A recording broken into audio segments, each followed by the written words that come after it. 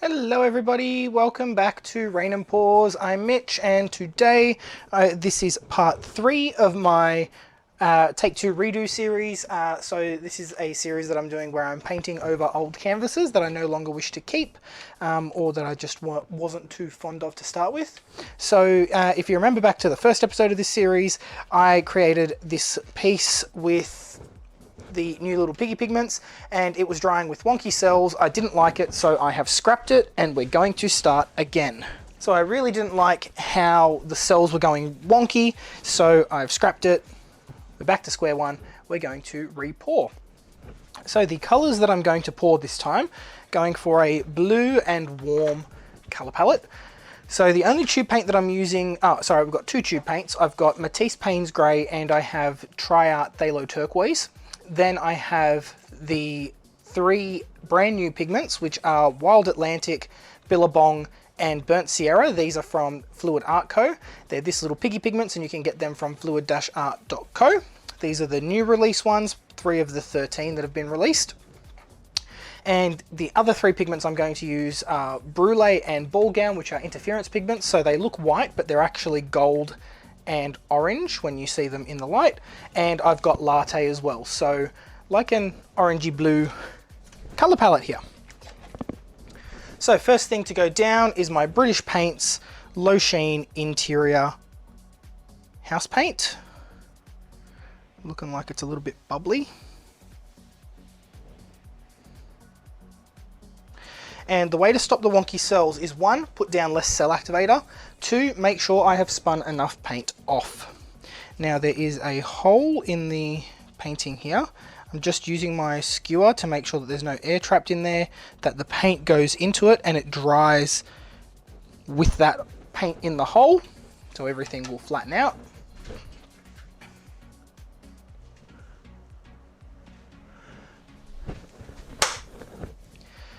I realized I didn't start my macro camera, so just getting that synced up. Okay, so we've got the colors set, we've got our pillow down, let's start pouring.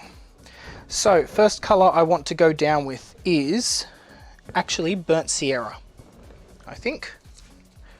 Get some of that gold action happening. So this is like a super deep, rich orange. Actually, this would look amazing next to Zeus. My paints are quite thick.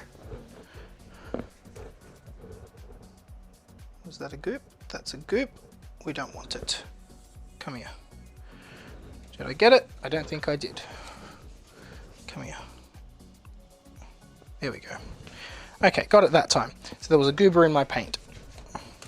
We don't want no goobers. Then after the orange, I'm thinking Phthalo Turquoise. Now this paint is super thick. It's too thick, so I'm just going to thin it with some water.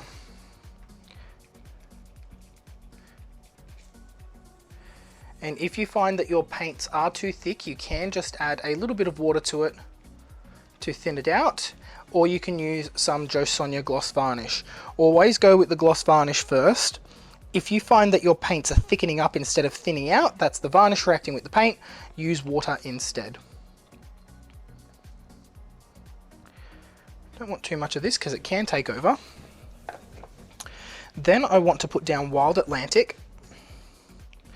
Beautiful steely blue. It's like Hammerhead's brother. Sometimes it's older brother, sometimes it's younger brother. I'm going to say younger because it's being released later. Then after Wild Atlantic, I'm going to put Billabong.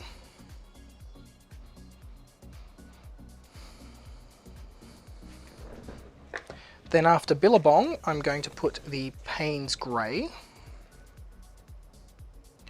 Not too much. Then we'll go in with Latte.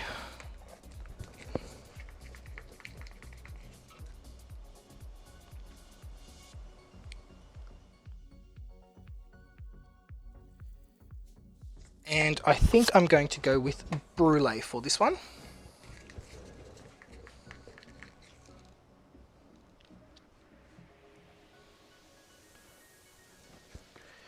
Actually, yeah, let's do both. Let's do ball gown as well.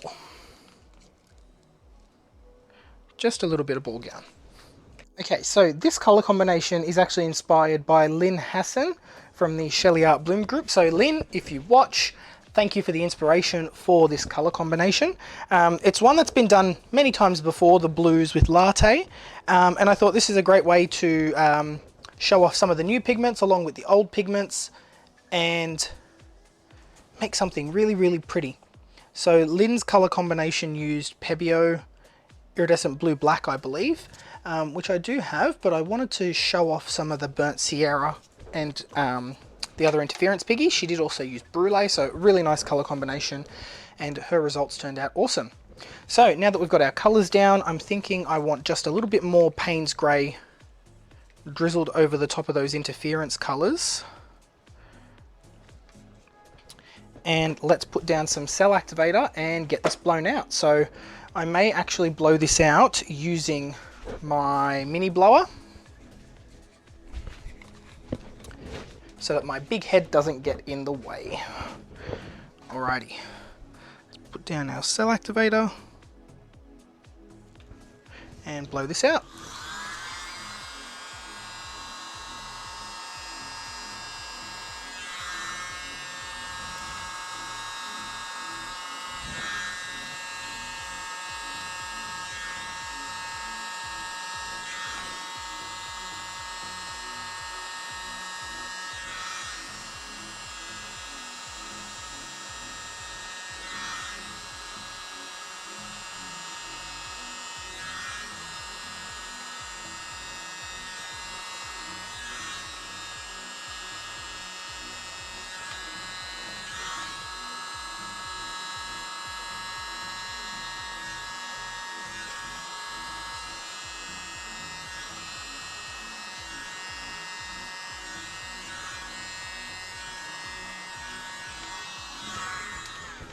Okay, so there's a couple of spots that the mini blower didn't quite get, so I'm just going to blow those out.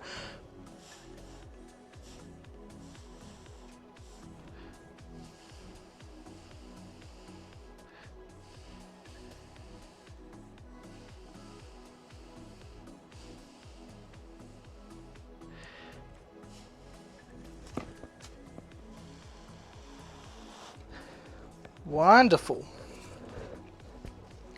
Okay, so it looks pretty good as is. Let's try and spin this out. I'm just going to blow this bit out with my mouth.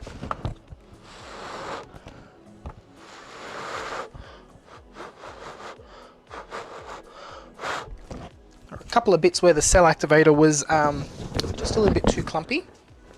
So this looks pretty good.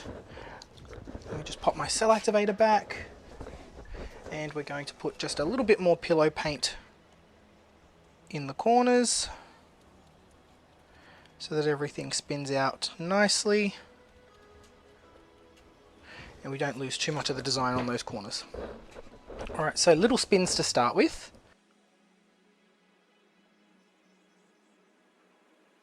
So those little spins get the paint distributed, get it flowing nicely across the entire design.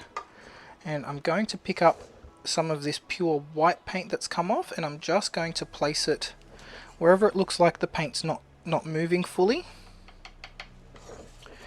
Now we do have to remember that this is going to spin off much more paint as we go, so we're not looking for completely full coverage just yet, but we want to get it started. So just scraping up all the excess paint. And I keep this for later. This goes into like a grey paint, and that can be used as a pillow, or you can use it as a faux pillow and put other colours on top. And I'm going to just very slowly tilt my piece so that the middle stretches out a little bit. And just takes it to this direction, and then I'm going to spin very slowly so it stretches that way. And then I'm going to tilt it back just to make sure it's off center and that everything is going to spread out nicely. So I quite like this little bit here, but is it going to stay and is it going to remain when we spin it? Let's find out. So the idea this time is to not have any wonky cells.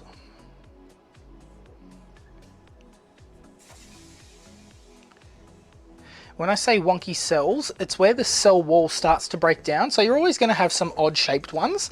That's perfectly fine. I can deal with the cells that are shaped like this, but it's when they are squiggly and they dry really crazy. That's what I don't like.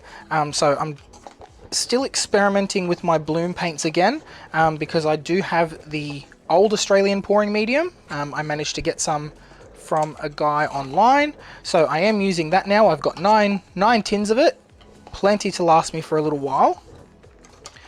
So I have to make sure that my paints are working for that.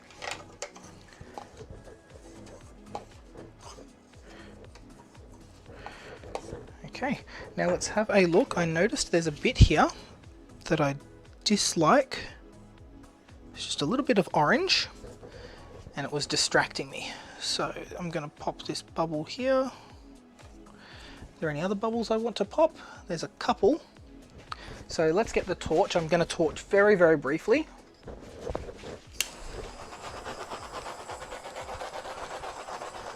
Normally I don't torch my blooms at all because you can very easily scorch house paint.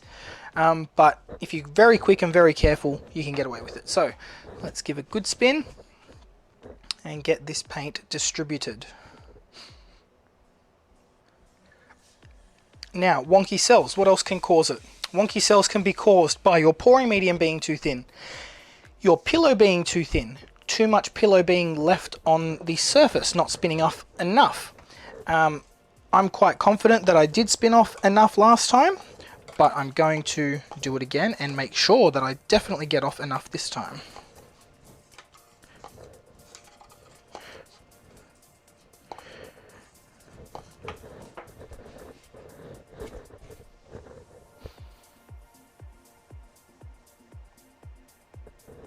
Slower spins mean that you'll have less chance of your cells warping. Harder spins mean that all your layers slide and everything can warp and shift. Now I've got some incredible color shifting going on from those interference piggies. The paints are looking good. Get out another little chunk. And I'm going to tilt.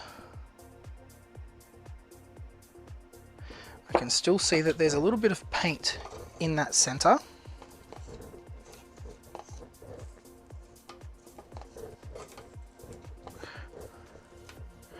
So to fix it, I'm going to assess which part of the design can handle being stretched a little bit. Now I think my decision's already been made for me because I did just put a little bit of a line in this corner. So I am going to shift my design this way, because it is already slightly stretched, and I'm going to spin the entire weight of the paint to this corner. That's going to move the paint out of the middle, even everything out across the whole design, and mean that I'm not going to get wonky cells just in the middle of my painting. Now if we have a look, that line's nearly gone. I'm going to continue spinning that until that line's just fallen off the edge.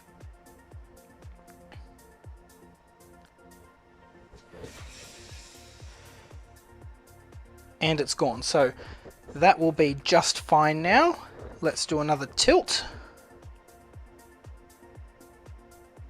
Still a little bit of paint in the middle, but we can even that out now because it's now off center. So just bring it back to the middle. Give another little scrape.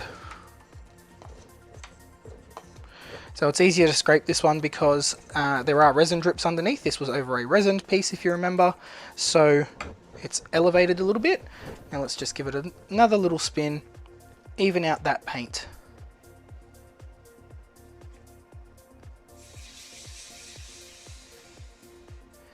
And hopefully